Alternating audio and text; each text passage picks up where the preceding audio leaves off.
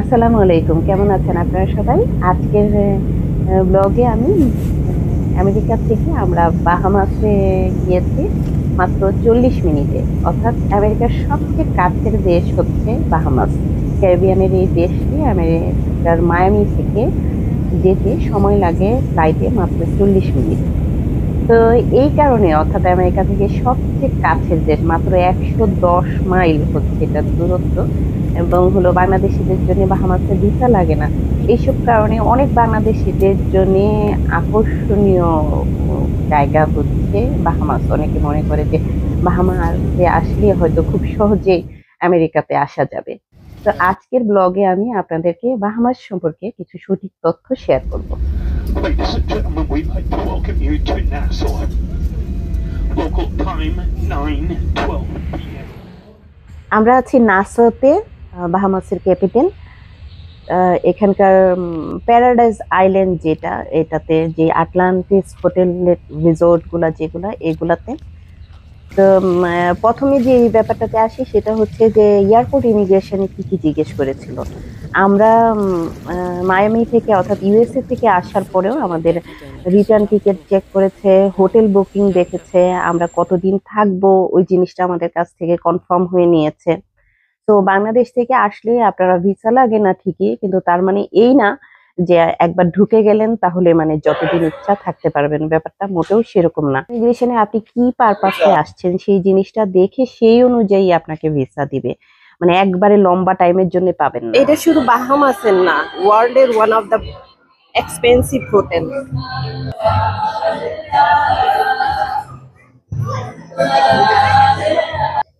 ওখানে কারাওকেতে piano man গাইতেছে। এখানে হচ্ছে 5টা হোটেল একসাথে। তো আমরা এগুলা ঘুরবো আর আপনাদের সাথে এই বাহামাস সম্পর্কে গুরুত্বপূর্ণ যে তথ্যগুলো এগুলো আমি শেয়ার করব। বাহামাসের টাকার মূল্য খুব ভালো, টাকার ভ্যালু খুব ভালো। অর্থাৎ এখানকার $1 হচ্ছে US $1 সমপরিমাণ। US $1 এখানে চলে। আর ওদের মিনিমাম ওয়েজেসটা হচ্ছে $7। এই যে রয়্যাল ক্যাসিনো, এদিক দিয়ে আমাদেরকে অ্যাকুয়ারিয়ামে যেতে হবে, তো আমরা এদিকে যাচ্ছি। তো টাকার মান ভালো হলে কি হবে, মানুষ কাজ ব্যস্ত। কেমন পাওয়া যাবে, অথবা এক্সপেন্সটা কি রকম, আজকের ব্লগ থেকে আপনারা এই জিনিসগুলা সম্পর্কে ভালো আইডিয়া পাবেন।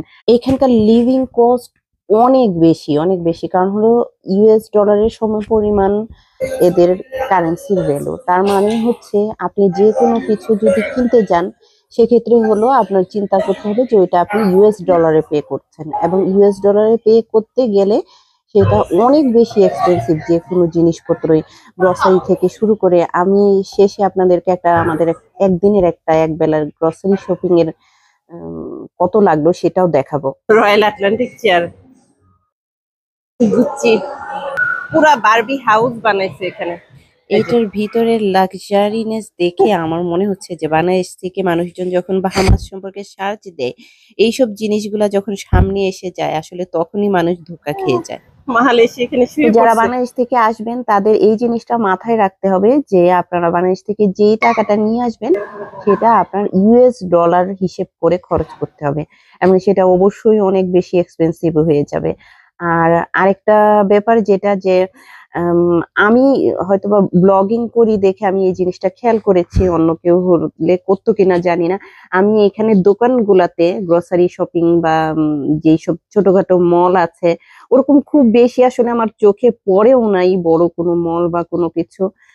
আছে একটা, গিয়েছিলাম, কিন্তু আমি এখানে যেটা দেখেছি সেটা হলো এখানে চাইল্ড লেবার, মানে হলো বাচ্চাদেরকেও এখানে কাজে ব্যবহার করা হয়। যেটা আমাদের দেশে যেমন দোকানে বাচ্চারা কাজ করে না, যাদের মানে দরকার পড়ে ওরকম, তো ঠিক সেরকম আমি এখানে দেখেছি। ছোট একটা আইল্যান্ডে যদি এখানে চাইল্ড লেবারও এলাও থাকে সেক্ষেত্রে আসলে বাংলাদেশ থেকে এসে যে খুব একটা কাজ আপনারা এখানে পেতে পারেন ওরকম কোনো সম্ভাবনা আমার কাছে অন্তত মনে হয় নাই।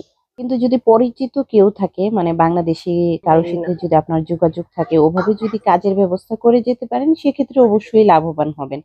আমরা এদিক দিয়ে হলো ইয়েতে যাচ্ছি, স্টারবাক্সে যাচ্ছি। এখানে স্টারবাক্স, এই হোটেলের ভিতরে এই স্টারবাকসের কফির এক কাপ ছোট একটা কফির দাম ছিল $15। আর এটা হচ্ছে রয়্যাল আটলান্টিস, যেটা ওইটা প্যারিস আইল্যান্ডের বিচে।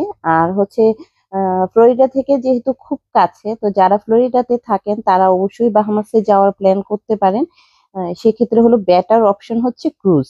এখান থেকে ফ্লোরিডা থেকে নামি দামি সবগুলা ক্রুজ কোম্পানি গুলাই তাদের শিপ গুলা ওই বাহামাসে দেখা যায় ডক করে নাসো সিটিতে। তো এটা আসলে খুব ভালো একটা অপশন। আমরা 1 বছর আগে গিয়েছিলাম এখানে। আমার একটা ব্লগ দেওয়া আছে, তখন যদিও আমি ব্লগ করতাম না, তারপরেও যা যতটুকু ছিল আমার কাছে ওগুলা দিয়ে আমি একটা ভিডিও পোস্ট করার চেষ্টা করেছিলাম, আপনারা ওইটা দেখে নিতে পারেন। আর হচ্ছে এখন যেটা ফ্যাক্ট, রিয়েল ফ্যাক্ট, এটা হচ্ছে এই প্যারাডাইস আইল্যান্ডটা এই ব্রিজটা দিয়ে বাহামাস নাসো সিটির সাথে কানেক্ট করা। তো এই আইল্যান্ডটা হচ্ছে পুরোপুরি ড্রিমল্যান্ডের মতো, এবং এইটা পুরা বাহামাসের থেকে ভিন্ন চিত্র। আর যারা বাংলাদেশ থেকে একটা কাজের খুঁজে আসবেন তারা এই জায়গাগুলা দেখে কখনো মানে বাহামাস সম্পর্কে কোনো আহামরি কোনো চিন্তা করার কোনো মানে হয় না, কারণ রিয়েলিটিটা আসলে অন্যরকম।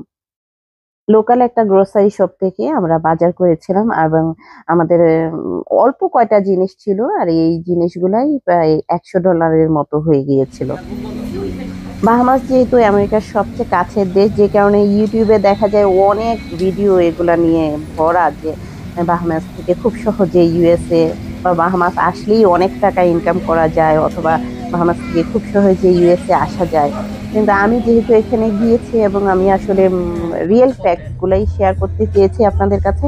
আমার কাছে কোনোভাবেই মনে হয় না যে এখান থেকে বৈধভাবে খুব সহজে আমেরিকায় আসা যায়। কারণ হলো আমেরিকা আপনার যত কাছের দেশই হোক বাহামাস, ওদের আপনার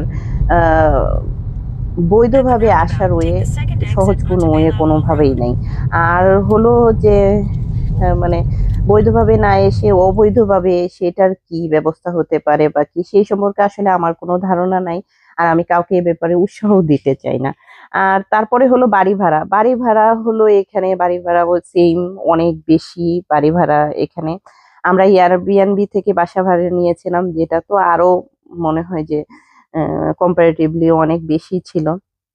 কিন্তু এছাড়া হলো নর্মালি যারা বাংলাদেশ থেকে আসে তারা এসব এয়ারবিএনবি বাড়ি না দেখে পরিচিত কারো মাধ্যমে, অথবা চেষ্টা করতে হবে কম টাকার মধ্যে বাড়ি নিতে।